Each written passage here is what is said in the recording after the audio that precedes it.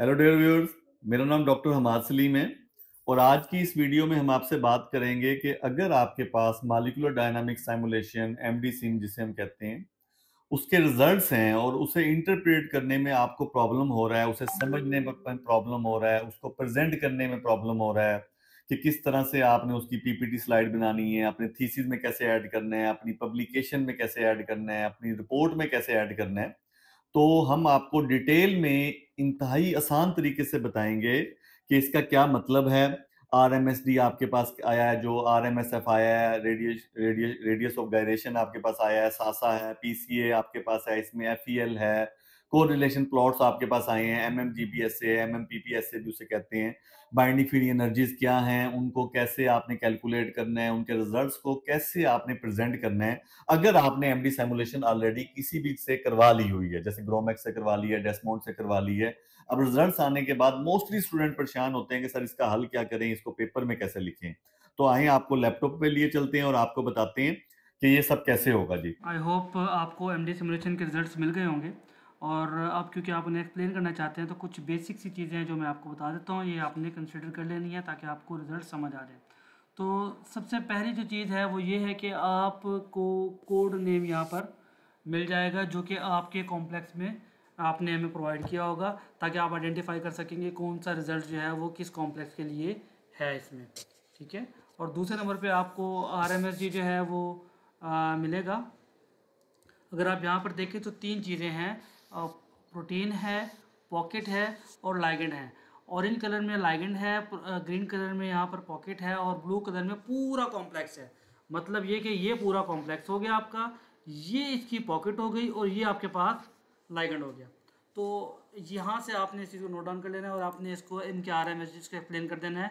Normally जो are M S G की value है वो लेस देन 4 ही होनी चाहिए, लेस देन 2, लेस देन 3 होनी चाहिए, but it depends on your protein. इसके लिए हमने क्या किया है, हमने सेंटर में एक स्मूथ लाइन यहाँ पर ऐड कर दी है, जो कि आप देख सकते हैं इस केस के अंदर यहाँ पर ग्रीन कलर की स्मूथ लाइन है। तो ये स्मूथ लाइन बता रही है कि फ्लेक्सिबिलिटी किस तरह है। अगर तो ये फ्लेक्सिबिलिटी कुछ इस तरह की होगी जो कि रेंज से बाहर जा रही होगी फिर तो एक्सेप्टेबल नहीं है। बट दिस फ्लेक्सिबिलिटी एक लाइन में जा रही है, अगर यहाँ पर हल्की सी फ्लक्चुएशन आई भी है तो ओवरऑल वो थोड़ी देर बाद स्टेबल हो गया है। अदरवाइज ये जो फ्लक्चुएशन थी ये 2 एंगस्ट्रॉम के अंदर अंदर थी, तो ये रिजल्ट जो है वो एक्सेप्टेबल है। इसके बाद जो नेक्स्ट चीज़ आती है वो ये आती है कि आपका, हमें क्या पता कि जी थ्रू आउट सिमुलेशन जो है वो आपके लाइगेंड प्रोटीन की कैविटी में रहा है या निकल गया है। उसके लिए हमने डिफरेंट टाइम फ्रेम पर, फॉर एग्जांपल 0 नैनोसेकेंड पर, 10 नैनोसेकेंड पर, 30 नैनोसेकेंड पर, हर नैनोसेकेंड के बाद, हर 10 नैनोसेकेंड के बाद हमने एक स्क्रीनशॉट, एक स्नैपशॉट लिया, उनको सुपर इम्पोज किया और सुपर इम्पोज करने के बाद हमने यहाँ पर शो करवा दिया। लाइगेंड ने अपनी बाइंडिंग कैविटी शो की, छोड़ी या नहीं छोड़ी वो आपको यहाँ से पता चल जाएगा। तो ये आप एक्सप्लेन कर सकते हैं कि जी throughout our simulation ligand ने अपनी बाइंडिंग कैविटी नहीं छोड़ी और रिटेन कर ली। ठीक हो गया। तो इस तरह से आपने अपना आर एम एस जी को एक्सप्लेन कर देना है। Second part is R M S F. ठीक है।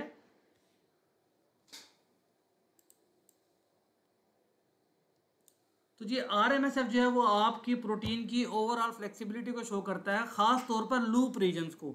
अब अगर इस केस में देखा जाए तो जो मेजर फ्लक्चुएशंस आ रही हैं वो यहाँ पर आ रही है। हमने यहाँ पर नीचे रेजिड्यू नंबर भी मेंशन कर दिए हैं। अब आपने जाके देखना है कि ये रेजिड्यू नंबर किस जगह पर लोकेट करता है। सिमिलरली एक ये फ्लक्चुएशन हाई है, एक ये फ्लक्चुएशन हाई है।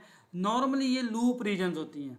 तो अब आपने फाइंड आउट करना है कि आपकी प्रोटीन में ये फ्लक्चुएशंस जो हैं वो किन रीजन्स में आ रही हैं और इन रीजन्स का रोल क्या है।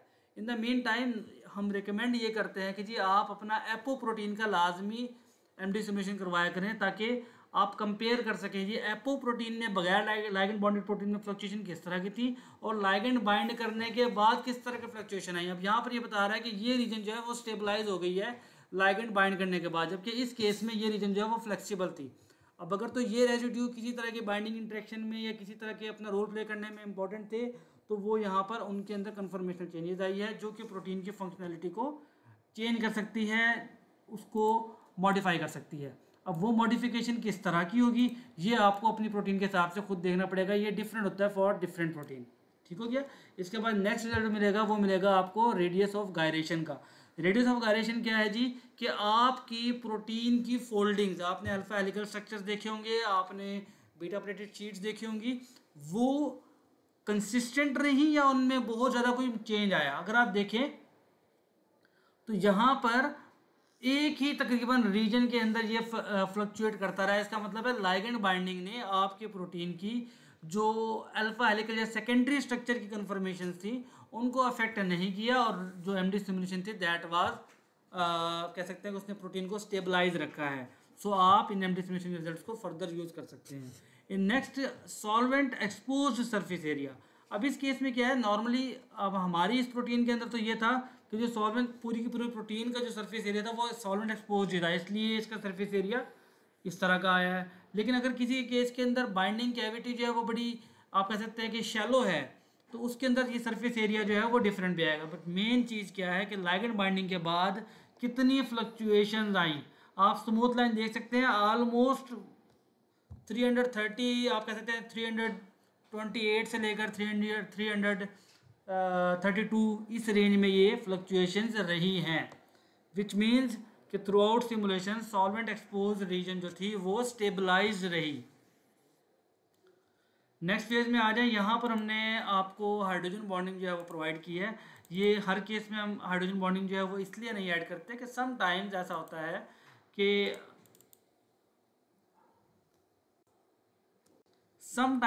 है कि कुछ लाइगेंड्स हाइड्रोजन बॉन्डिंग बहुत ज़्यादा नहीं बना रहे होते, और उसके अगेंस्ट जो आपका स्टैंडर्ड कंपाउंड होता है वो बहुत ज़्यादा हाइड्रोजन बॉन्डिंग बना रहा होता है। तो फिर ये डिफेंड करना डिफ़िकल्ट हो जाता है कि आपका लाइगेंड बेहतर क्यों है या कंपेरेबल क्यों है एज़ कम्पेयर टू स्टैंडर्ड। तो उस चीज़ को अवॉइड करने के लिए हर केस में हम हाइड्रोजन बॉन्डिंग प्रोवाइड नहीं करते। हाँ, अगर आप कहेंगे तो हम आपको प्रोवाइड कर देंगे, बट उसके लिए आपको देखना होगा कि क्या आपका लाइगेंड जो है वो एज़ कम्पेयर टू स्टैंडर्ड बेहतर इंटरेक्शन शो कर रहा है या नहीं शो कर रहा। तो इस केस में टोटल हाइड्रोजन बॉन्डिंग जो है उस कॉम्प्लेक्स की जितनी भी हैं वो सब के सब यहाँ पर प्रोवाइड कर दी गई हैं। और through out simulation hydrogen bond donor और एक्सेप्टर कितनी हाइड्रोजन बॉन्डिंग नहीं वो इस ग्राफ में प्रेजेंट कर दी गई हैं।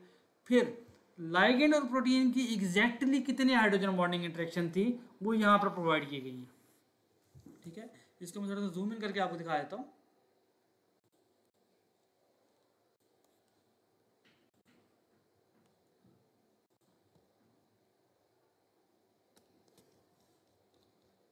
ये देखें जी, यहाँ पर रेजिड्यू नंबर जो है वो मेंशन किए हुए हैं कि ये रेजिड्यू नंबर किस रेजिड्यू का कौन से नंबर का एटम किस बाइंडिंग कैविटी के या लाइगेंड के किस पार्ट से इंटरेक्ट कर रहा था, किस एटम से इंटरेक्ट कर रहा था, वो सब यहाँ पर मेंशन है। हर एक लाइन एक स्नैपशॉट को रिप्रेजेंट कर रही है।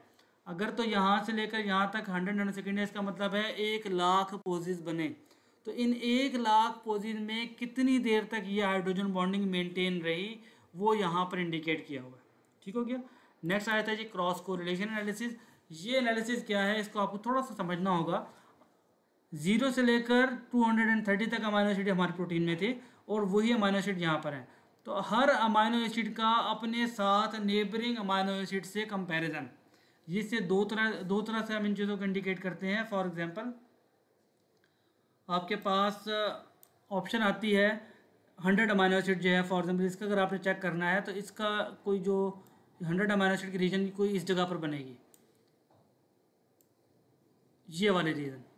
ठीक है, तो ये अमाइनो एसिड इस वक्त एंटी कोरिलेटेड मूवमेंट में है, मतलब रेड साइड पर जाएंगे, सॉरी ये कोरिलेशन में है, ब्लू साइड पर जाएंगे तो ये एंटी कोरिलेटेड है, और रेड साइड पर जाएंगे तो ये कोरिलेटेड मूवमेंट है। तो जितनी ज़्यादा कोरिलेशन होगी इसका मतलब है कि वो रेजिड्यूज जो हैं वो एग्जैक्टली एक ही पैटर्न में मूव कर रहे हैं। ये डिपेंड करता है डिफरेंट प्रोटीन में डिफरेंट तरह के लाइगेंड डिफरेंट तरीके से बिहेव करते हैं। तो अब आपको अपनी प्रोटीन के हवाले से देखना पड़ेगा कि जो आपकी बाइंडिंग कैविटी की रेजिड्यू है वो बाइंडिंग कैविटी रेजिड्यू आपने फाइंड किस तरह करने हैं। फॉर एग्जांपल ये 100 है, आपकी 100 अमाइनो एसिड जो है ये आपकी बाइंडिंग कैविटी में एग्जिस्ट करता है, तो आप इसको यहाँ पे हाईलाइट कर देंगे जनाब ये अमाइनो एसिड जो हैं हमारे 150 से लेकर या 100 से लेकर 120 तक के अमाइनो एसिड जो हैं वो हमारे बाइंडिंग कैविटी को रिप्रेजेंट कर रहे हैं। तो वो एंटी कोरिलेटेड मूवमेंट में है या कोरिलेशन में है। सिमिलरली एक और साइड है, फॉर एग्जांपल ये वाली साइड है, ये एंटी कोरिलेशन शो कर रही है। ये वाली जो पूरी साइड है ये कोरिलेशन शो कर रही है ज़्यादातर एरिया, कुछ इनमें से पोर्शन है जो कि एंटी कोरिलेशन शो कर रहे हैं। तो ये वो रेजिड्यू हैं जो कि बाकी रेजिड्यू के साथ उनकी तरह मूव नहीं कर रहे, और जो रेड वाले रेजिड्यू हैं ये उनकी तरह से हमें बाकी पूरी प्रोटीन की तरह से मूव कर रहे हैं। तो अब ये मूवमेंट आपके लिए सूटेबल है या नहीं है, ये हर प्रोटीन के लिए डिफरेंट है। तो अब आपने चेक करना है कि आपकी प्रोटीन में सिमिलर मूवमेंट जो है वो एक्सेप्टेबल है एक्टिवेशन के लिए या डिसिमिलर। इसके बाद ये आपके पास आ जाता है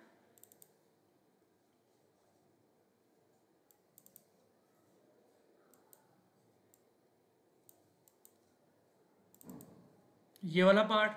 अब अगर इस पार्ट पे देखें तो आपको दो चीज़ें मिलेंगी, एक तो आपको मिलेगा पीसी एनालिसिस, मिलेगा, और दूसरा आपको साथ में मिलेगा FEL फ्री एनर्जी लैंडस्केप मिलेगा, और तीसरा आपको मिल जाएगा पॉरक्यूपन प्लॉट्स वगैरह। अब इनको आपने एक्सप्लेन किस तरह से करना है ये मैं आपको थोड़ा सा बता देता हूँ कि इसमें दो तरह की कन्फर्मेशंस हैं जो आपको शो हो रही हैं। एक आपको ये वाला रीजन जो है वो PC2 की कन्फर्मेशन शो हो रही है, और ये वाला रीजन जो है वो आपको PC1 की कन्फर्मेशन शो हो रही है। अब आपने देखना है कि ज़्यादातर कंसनट्रेटेड एरियाज जो हैं वो किस तरफ रहे हैं, 0 से इस तरफ या 0 से इस तरफ। तो जो 0 से इस तरफ है मतलब वो एक तरह की कन्फर्मेशन है, और जो ज़्यादातर जो अमीनो एसिड्स थे, जो ज़्यादातर जो प्रोटीन की कन्फर्मेशन थी, हर एक डॉट एक कन्फर्मेशन को रिप्रेजेंट कर रहा है, ठीक है। और यहाँ पर अगर आपको देखें आपको सेवरल थाउजेंड्स ऑफ डॉट्स नज़र आ रहे हैं, लेकिन ज़्यादातर डॉट्स जो हैं वो इस रीजन में कंसनट्रेटेड हैं। तो PC1 और PC2 दोनों तरह की कन्फर्मेशन अडॉप्ट की हैं। ये सिमिलरली इस केस में भी आपको ये चीज़ नज़र आएगी। अब जी आपके केस में हुआ क्या है ये मैं थोड़ा सा एक्सप्लेन कर देता हूँ आपको। हमने क्या किया कि जी FEL जो है उसे जनरेट किया है फ्री एनर्जी लैंडस्केप, और इसमें ये रीजन मैंने बाकायदा हाईलाइट कर दिया, ये डॉट रीजन, ये मिनिमा स्ट्रक्चर है। मिनिमा स्ट्रक्चर इसमें प्रोवाइड नहीं किया गया, अगर वो आप कहेंगे तो आपको प्रोवाइड कर दिया जाएगा। तो मिनिमा स्ट्रक्चर एक जस्ट सिंपल एक प्रोटीन का स्ट्रक्चर है, वो आप अपना स्टार्टिंग स्ट्रक्चर भी प्रेजेंट कर सकते हैं। That was the minima point, मतलब इनिशियल कन्फर्मेशन क्या थी। हमने यहाँ पर बात की है PC2 कन्फर्मेशन और PC1 कन्फर्मेशन, वो क्या है ये हमने यहाँ पर शो कर दिया जी। PC1 कन्फर्मेशन ये है और PC2 कन्फर्मेशन ये है, सॉरी ये PC2 कन्फर्मेशन है, इसको हम करेक्ट कर लेंगे। तो अब इसमें होता क्या है कि जी आप जो PC1 कन्फर्मेशन थी, मतलब ये वाले डॉट्स इन केस में मोमेंट प्रोटीन की इस तरह थी,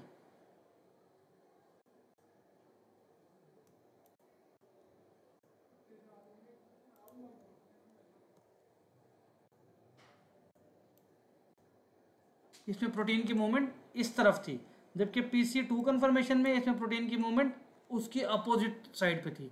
अब इंटेंसिटी इसकी कितनी है वो लेंथ ऑफ एरो इंडिकेट करेगा। ये यहाँ पर लेंथ ऑफ एरो जो है ये देखें, ये लेंथ ऑफ एरोज जो हैं, ये लेंथ ऑफ एरोज जो हैं ये इंडिकेट करेंगे कि इनकी इंटेंसिटी कितनी थी। ऑन द अदर साइड इनकी डायरेक्शन क्या थी, वो डायरेक्शन ऑफ एरो। तो PC1 में अपोजिट डायरेक्शन में था, PC2 में दूसरी डायरेक्शन में था। अब ये आपको अपनी प्रोटीन को स्टडी करके देखना पड़ेगा कि जी एक्टिव कन्फर्मेशन कौन सी है, किस तरफ की डायरेक्शन में मूवमेंट होगी तो वो एक्टिव होगी, किस तरफ की डायरेक्शन में मूवमेंट होगी तो वो इनएक्टिव कन्फर्मेशन होगी। ये अब आपने ये हर प्रोटीन के हिसाब से डिफरेंट होता है। फाइनली हम आते हैं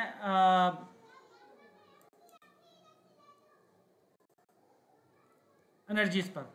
तो जी टोटल बाइंडिंग फ्री एनर्जी जो है वो यहाँ पर प्रोवाइड कर दी गई है आपके पास, ये टोटल बाइंडिंग फ्री एनर्जी है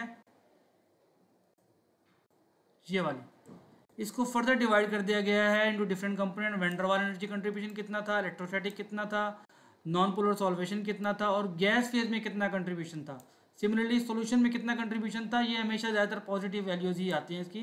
फिर इसके अलावा इलेक्ट्रोस्टैटिक और PB इनकी वैल्यू क्या थी, ये डिफरेंट एल्गोरिथम के तौर पर एनर्जी मेजर होती है।